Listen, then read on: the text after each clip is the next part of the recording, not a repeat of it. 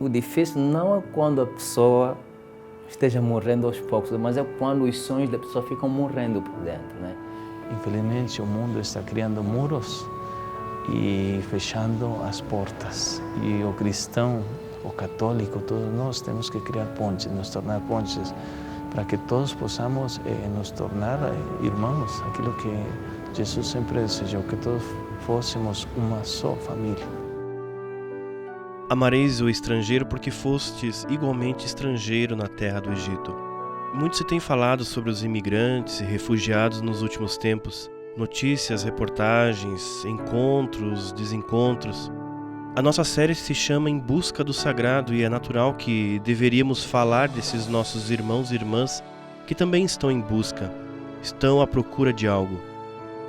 Nesse programa quero mergulhar na mística do imigrante e entender como vivem longe de seus familiares, amigos, pátria e como essa experiência nos ajuda a entender a nossa relação com o sagrado. Meu nome é Robert e quero que você me acompanhe nesse importante tema. Não é fácil ser migrante. E nós, escravinianos, nós fazemos migrantes com os imigrantes. Então, eles estão saindo, nós também estamos saindo para ir onde eles estão morando. Porque o mesmo fundador diz, onde está o povo sofrendo, aí deve estar a igreja. Nós somos, assim, missionários no meio do povo migrante e refugiado, fazendo a mesma, experimentando a experiência que eles estão fazendo. Então, sofrendo com eles, ao mesmo tempo, ajudar eles a crescer, a sair e viver como pessoa humana. Atendendo aos imigrantes, estamos formando profetas que dizem para os não migrantes: você, apesar de nunca ter saído de sua casa, também é um migrante e não pode se perder no caminho. Deve migrar na direção certa até chegar lá na casa do Pai. Então, para nós, o migrante é um profeta. Por esse motivo, nós trabalhando com a Pastoral dos Migrantes, trabalhamos para o bem de toda a igreja e de toda a sociedade. O migrante e o refugiado são um sinal para nós de que a nossa caminhada também é uma peregrinação. Nascemos e começamos a caminhar em direção à eternidade. Como cristãos, somos povo de Deus que caminha. Ainda que às vezes tropecemos ou caiamos, voltamos a ficar de pé para continuar a caminhada, a viagem. O migrante é esse profeta que aponta para essa nossa missão. Quando terminaremos de migrar? Quando acabará a nossa busca?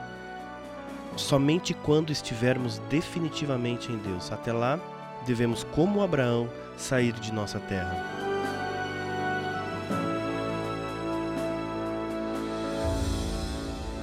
Nós tínhamos até então uma legislação que era o Estatuto do Migrante, que é de 1980, num período de ditadura, e que só previa a segurança nacional. Então, via de fato o migrante como invasor, criminalizava o migrante.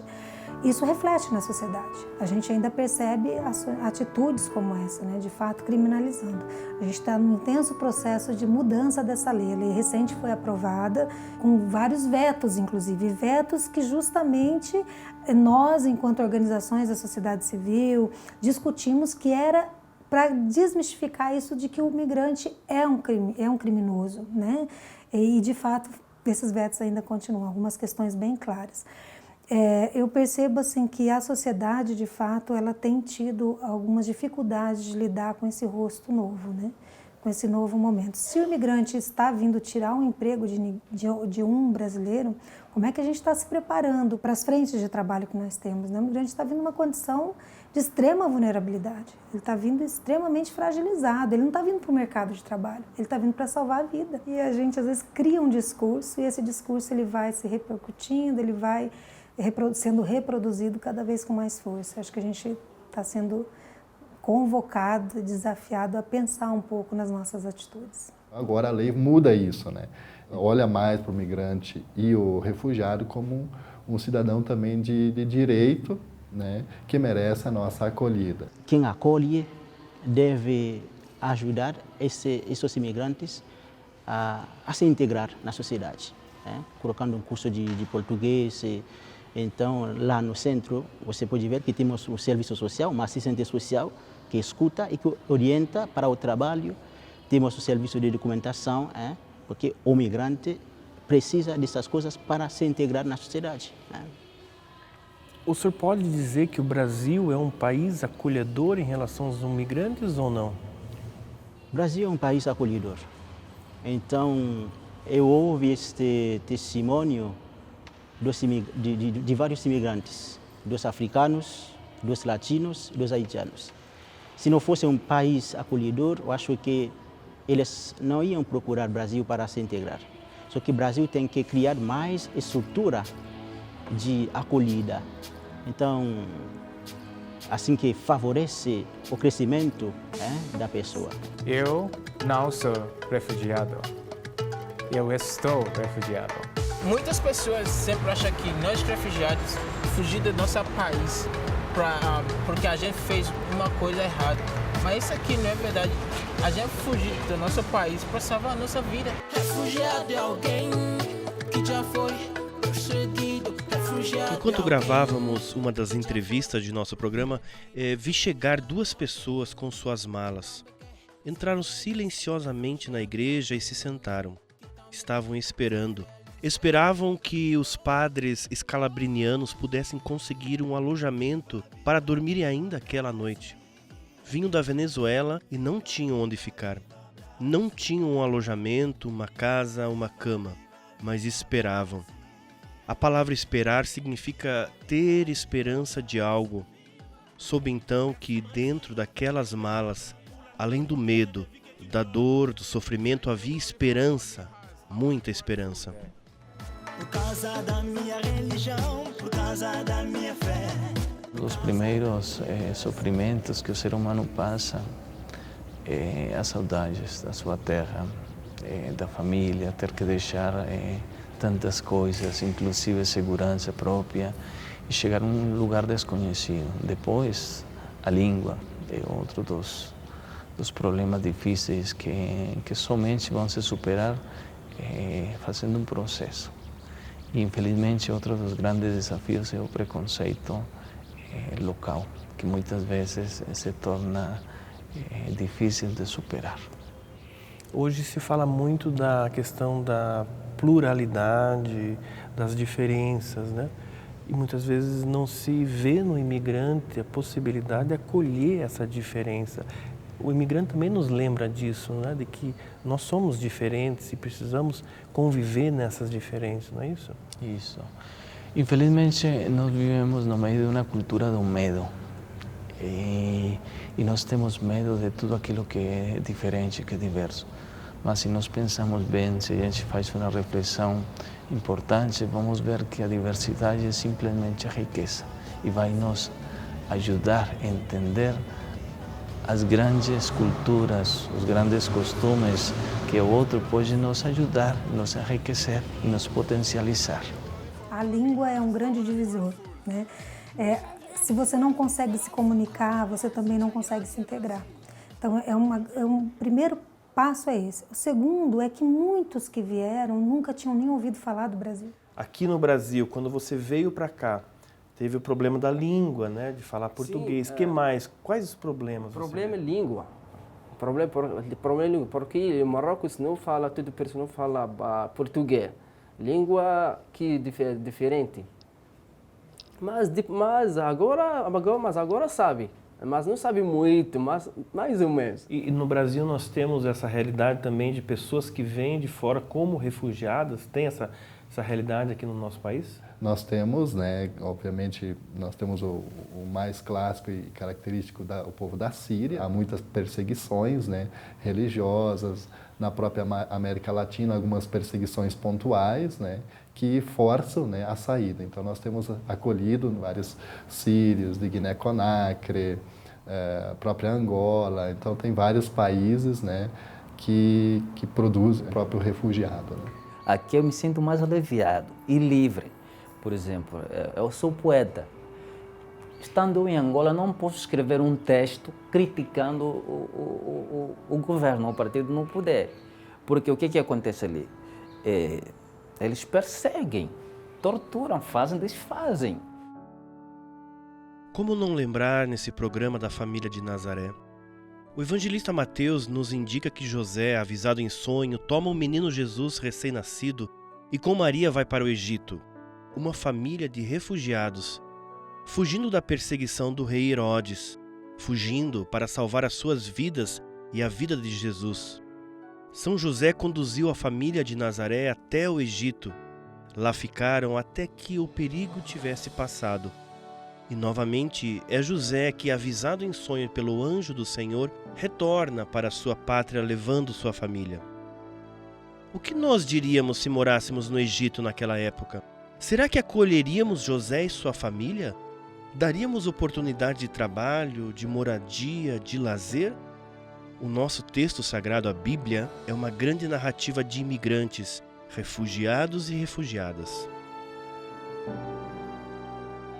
Para nós é muito importante sempre ver como a Bíblia apresenta a figura da migração. E toda a Bíblia, se pode dizer, é uma história de migração. O próprio povo de Israel era um povo totalmente imigrante, né? Abraão, sai da tua terra, né? Todo o povo de Israel que foi para o Egito, voltou do Egito, né? É toda uma história de migração. Mas o próprio Novo Testamento é uma igreja em saída, Paulo que sai, vai migrando pelo mundo inteiro, pregando sua missão. E esse contato que o senhor tem com os imigrantes, a fé, o senhor percebe que a fé é algo importante para eles? Então, a migração pode fazer perder a fé ou aumentar a sua fé.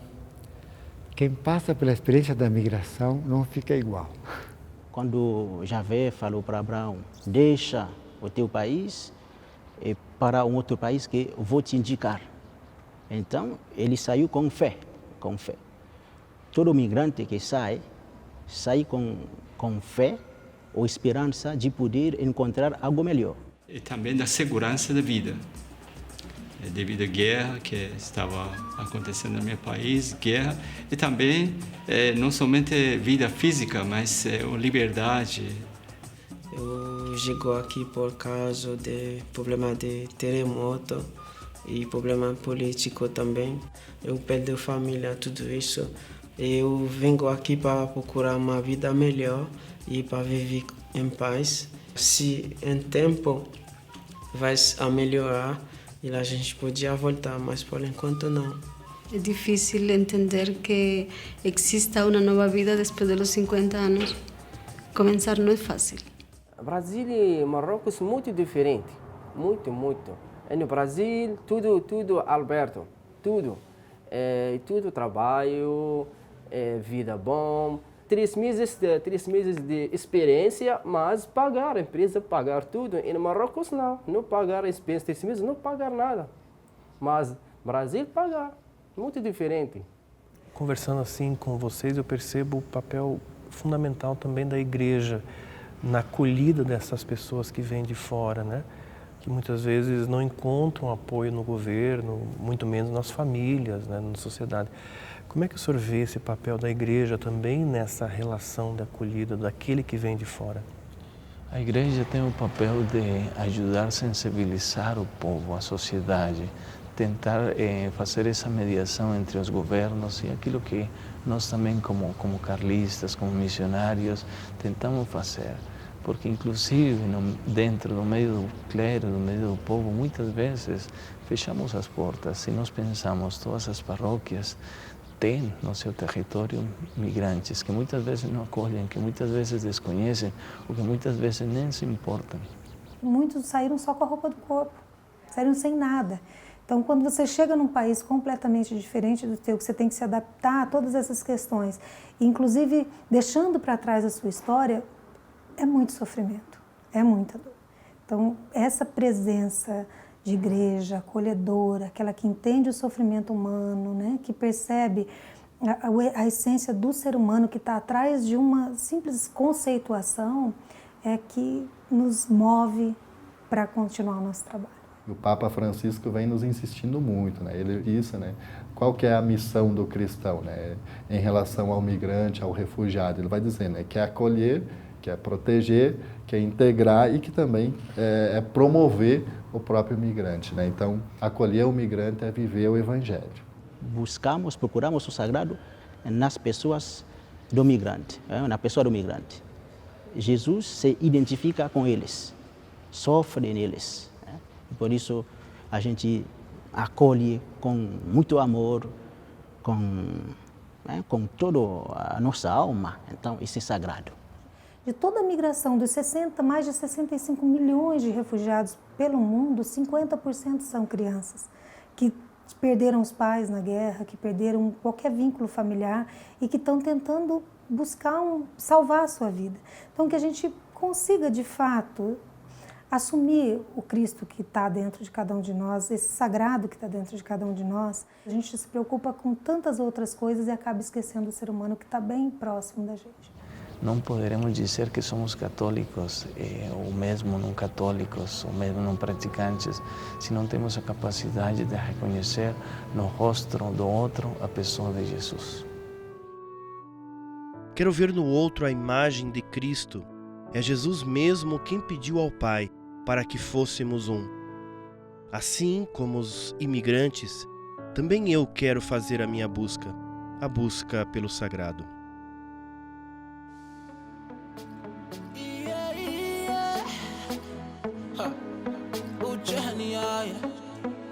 Somos um, somos um, somos um, somos um, somos um, Eu saí da minha terra para salvar minha vida. Tem várias histórias que a gente passou. Ditadura e guerra, não tivemos saída. A pressão e justiça que não acabou. Nós estamos aqui com muitas saudades por causa da guerra. Deixamos a nossa cidade e deixamos pra trás famílias e amigos. O destino tanto faz desde que fiquemos vivos.